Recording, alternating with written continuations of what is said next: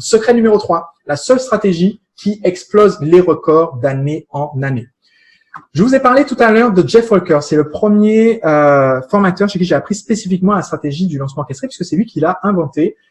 Jeff, à l'époque, en 2009, organisait une formation qui s'appelait Product Launch Manager. Et Product Launch Manager, c'était une formation pour devenir consultant en lancement orchestré. C'est-à-dire qu'on apprend, enfin, il ne fait plus cette formation, mais on apprenait comment non seulement faire le lancement orchestré soi-même, mais aussi être capable d'accompagner d'autres personnes pour faire leur lancement orchestré. Et quand Jeff a lancé cette formation, il a vendu 25 000 dollars. À l'époque, un dollar, ça faisait à peu près 1 euro. Dans le cours d'aujourd'hui, ça fera environ 23 000 euros pour cette formation. Il s'agissait d'une formation avec des vidéos sur Internet, une quantité de modules incroyable. Il devait, je ne sais pas combien de centaines d'heures de vidéos fallait suivre pour maîtriser toute la méthode. Et ensuite, il y avait un séminaire avec Jeff aux États-Unis. Je pense que pour moi, c'est la combo idéale. C'est ça, c'est le côté e-learning, apprendre soi-même sur Internet et pouvoir faire par soi-même. Et ça m'a permis de commencer à travailler et faire les lancements. Et ensuite, le côté présentiel et aller voir le formateur en personne, en chair et en os, ça permet aussi d'avoir ce contact personnel et ça permet aussi d'affiner ce qu'on a compris parce que voilà, on comprend les choses différemment en présentiel. Et donc, pour moi, c'était la super combo. Donc, j'ai sauté sur cette formation de Jeff. J'ai fait comme tout entrepreneur qui veut réussir. J'ai sorti ma carte bancaire et j'ai acheté la formation sur le site de Jeff. Et le retour sur investissement a été énorme. Parce que quand j'ai appris à faire les lancements orchestrés, je vous ai dit, je suis passé de 9 000 euros sur toute l'année 2007 à 80 000 euros sur l'année 2008. J'ai explosé le plafond de l'auto-entrepreneur, enfin ça s'appelle micro-entrepreneur à l'époque, à 190 000 euros sur l'année 2009. Je parle en hors taxe. À 210 000 en 2010, à 340 000 euros en 2010 et à 510 000 euros en 2011. Et ensuite, mon activité a continué de croître. Vous voyez, j'ai réussi à faire ça avec une entreprise où j'aide énormément de personnes et cependant en travaillant simplement un jour par semaine. Comment est-ce que ça fonctionne concrètement? Eh bien, il y a 2 méthodes de lancement, la méthode Brio et la méthode Maestro. La méthode Maestro, c'est celle que j'enseigne dans mes formations. Enfin, dans ma formation, j'enseigne les 2 méthodes. La méthode Maestro, c'est la méthode pour les pros. On va dire une fois que vous avez déjà fait vos premiers lancements, où on entre dans le détail. Quand on veut faire les lancements à 1 million et plus, on utilise cette méthode. Aujourd'hui, je vais vous expliquer la méthode Brio parce que la plupart d'entre vous n'avez pas encore fait les lancements à 100 000, 500 000 euros, etc. Et donc, il vous faut la méthode pour faire ce premier pas qui soit suffisamment simple et compréhensible. Et cette méthode Brio, elle repose en fait sur 7 leviers émotionnels. Parce que je vous ai expliqué qu'il y a plusieurs briques dans le pré-lancement et en fait, ces briques ont chacune leur importance. La première chose que vous devez faire pour que votre lancement marche, c'est le focus sur le thème. C'est-à-dire que quand vous vendez un produit ou service, la première chose indispensable pour réussir à vendre le produit ou service, c'est que vos clients soient conscients du besoin qu'ils ont ou du problème qu'ils ont à résoudre. Est-ce que vous savez quel est le besoin que vous résolvez avec votre produit ou service? Donc, pourquoi est-ce que je vous pose la question? Parce que je vais prendre un des exemples. J'ai plusieurs personnes qui m'ont dit, je réponds à un besoin de santé et je vais prendre le cas précis de Catherine qui dit, je réponds au besoin de maigrir. Pourquoi est-ce que je parle de focus sur le thème? Parce que il faut vous rendre compte que le besoin de maigrir, par exemple, prenons la France. En France, 70 millions de personnes. Combien de personnes ont besoin de maigrir? Objectivement, plusieurs millions. Probablement, facilement, 5 à 10 millions de personnes en France sont en surpoids important et ont besoin de maigrir. Parmi ces personnes, combien de personnes ont ce soir ou ne serait-ce qu'aujourd'hui activement cherché à résoudre ce besoin de maigrir? Très peu. D'un coup, on passe de 5 millions à peut-être 1000 personnes, peut-être 100 personnes. Pourquoi? Parce que en ce moment, vos prospects, ils sont en train de penser à autre chose.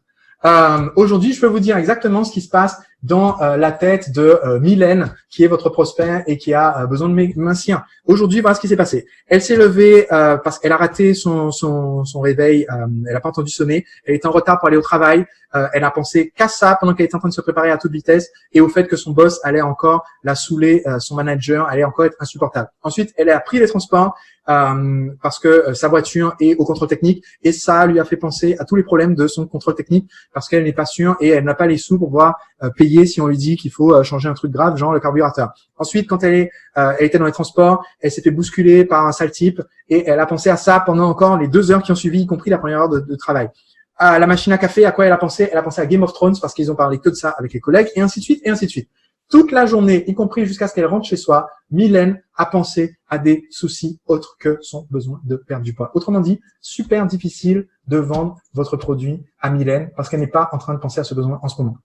C'est pourquoi une des composantes les plus importantes qu'on va utiliser dans notre lancement orchestré, c'est ici, dans la première brique de notre lancement, on va créer ce focus sur le thème, on va attirer l'attention de notre marché sur voilà ce sur quoi vous devez réfléchir en ce moment. Voilà une problématique importante dans votre vie que vous devez résoudre. Ça doit faire partie, c'est le but de votre première vidéo, de votre premier élément, c'est d'attirer l'attention des personnes sur une problématique. Beaucoup de gens qui voient les lancements orchestrés de mes clients ou les miens et qui voient ça de l'extérieur sans comprendre la stratégie, ils pensent juste que c'est, tu fais 3 vidéos de conseils et ensuite tu vends un produit. Mais en fait, si vous faites juste 3 vidéos de conseils, de leadership, 3 vidéos, parce que c'est le sujet de yo-yo, 3 vidéos de conseils sur la détente après le travail, 3 vidéos de conseils sur les bouteilles d'alcool, c'est assez drôle. 3 vidéos de conseils sur les produits de la diaspora. Voilà, si vous faites 3 vidéos de conseils au hasard, ça n'est pas un lancement orchestré. Le lancement orchestré, l'idée, c'est, on a une séquence. La première chose de la séquence, on veut attirer l'attention du prospect sur une problématique qui est présente dans sa vie, dont il n'est peut-être pas conscient en ce moment, ou alors il en est conscient, mais c'est quelque part en arrière, c'est pas proéminent là tout de suite, et il faut attirer son attention pour lui faire se rendre compte, si tu résolvais ça maintenant, tout le reste serait plus facile. Si tu perdais ce surpoids, tu aurais plus d'énergie au quotidien. Si tu avais plus d'énergie au quotidien, ça se passerait mieux à ton boulot, tu aurais plus d'énergie pour jouer avec tes enfants, ton mari te trouverait plus sexy, etc., etc. Donc, si le prospect a passé sa journée à penser au problème du boulot, des enfants, du mari, on lui permet de se ramener son attention sur, en fait, ton problème central, c'est ceci. Et à partir de ce moment-là, on a une chance maintenant de lui parler. Donc, deuxième levier émotionnel, la confiance. Pour réussir à vendre votre produit ou service, il faut franchir plusieurs paliers de confiance. Le premier, c'est, OK, on a parlé de la thématique ou du besoin qu'on va résoudre. Il faut que cette personne, à un moment donné, croit sincèrement que le produit ou service qu'on va leur vendre résout le problème.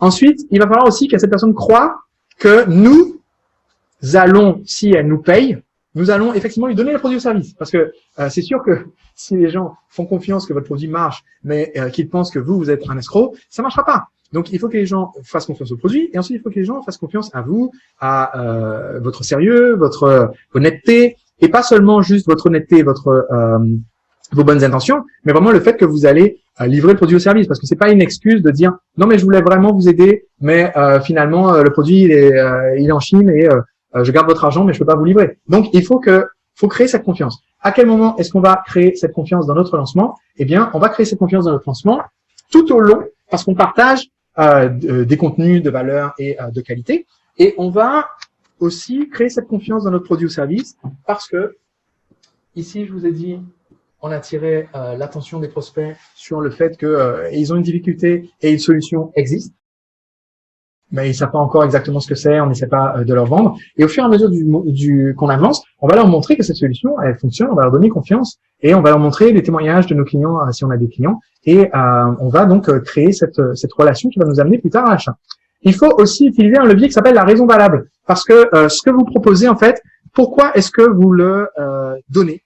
Vous le vendez, je veux dire. Pourquoi est-ce que vous l'offrez et pourquoi est-ce que vous faites cette offre spéciale? Il faut en fait, on convainc les personnes sur un plan émotionnel, ça a été prouvé par la science, que notre cerveau prend des décisions d'abord dans le sens émotionnel, disant ça c'est la bonne solution.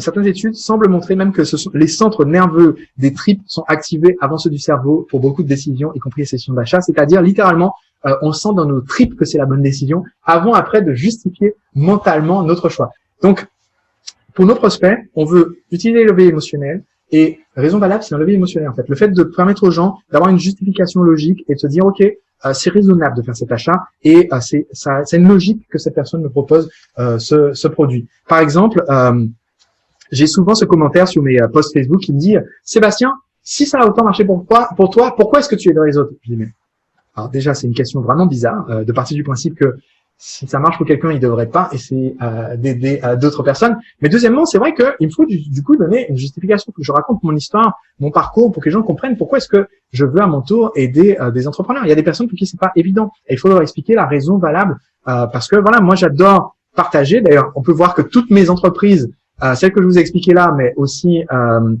j'ai eu une activité où j'ai aidé un ami très proche à lancer une activité de logiciel aussi dans le domaine de tout ce qui est éducation et formation. En fait, toutes les activités entrepreneuriales que j'ai développées avaient toujours un lien avec le fait de partager et d'enseigner. Je suis fait comme ça. Donc, pour moi, Mais je prends le temps de l'expliquer maintenant que j'ai compris que certaines personnes ont besoin de le comprendre. Quatrième levier émotionnel indispensable, c'est créer une offre irrésistible. Je vous l'ai dit, on crée un package dans notre lancement et il faut absolument que la valeur de ce qu'on propose soit largement supérieure au prix qu'on va demander aux personnes de nous payer. Donc, c'est uniquement en faisant ça qu'on fait des ventes. Vous pouvez noter dans votre cahier et l'entourer en triple cercle. Ça ne sert à rien de faire une offre si elle n'est pas irrésistible. Quand vous faites une offre irrésistible, vous savez qu'elle est irrésistible parce que vous, le vendeur, vous vous dites « Non mais attends, je me fais avoir en vendant ce produit aussi bon marché. » Ou alors « Je me fais avoir en donnant autant au client. » Quand vous avez cette sensation-là, c'est que ok, l'offre elle est irrésistible. Et le prospect, lui, il doit avoir la sensation suivante. Il doit se dire « En fait, il faudrait être stupide pour ne pas acheter. » Et quand vous créez une offre comme ça, eh bien, vous faites basculer la décision d'achat. Cinquième levier émotionnel, ce sont les motivations secondaires et les bonus. Donc, ce qu'il faut comprendre, c'est que pour tout produit ou service, quand vous le vendez, il y a une motivation principale et des motivations secondaires. Je vais prendre un exemple. Je vends des additifs au carburant. Eh bien, il y a peut-être une raison principale pour laquelle les gens achètent l'additif. Ils l'achètent peut-être, par exemple, parce qu'il y a différents types d'additifs, ils peuvent l'acheter pour augmenter la performance de leur véhicule, faire des économies, pouvoir aller plus vite et plus loin avec la même quantité d'essence. Et donc, ça serait la raison principale. Si je fais mon sondage, peut-être que 95% ou 90% des prospects achètent mon additif au carburant pour cette raison-là. Mais si je fais mon sondage, je vais aussi m'apercevoir qu'un petit pourcentage, peut-être la moitié, peut-être 30% des prospects achètent aussi les additifs parce que c'est plus écologique. Ou alors ils achètent les additifs parce que selon eux, il y a moins de risques parce qu'ils ont un ancien véhicule, ça permet au véhicule de durer plus longtemps. Et bref, si je fais mon sondage et que je découvre des raisons secondaires, c'est-à-dire ça concerne une petite partie des prospects, ou alors c'est moins important comme motivation, eh bien, je vais utiliser ces motivations secondaires et en faire un bonus. Donc, quand je vends mon produit ou service, je vais créer un bonus qui touche pile poil cette motivation secondaire. Par exemple, pour mes additifs, je pourrais faire une vidéo ou une interview d'un expert ou un guide au format PDF qui soit comment diminuer les émissions de votre véhicule, 3 techniques de conduite en complément de nos additions.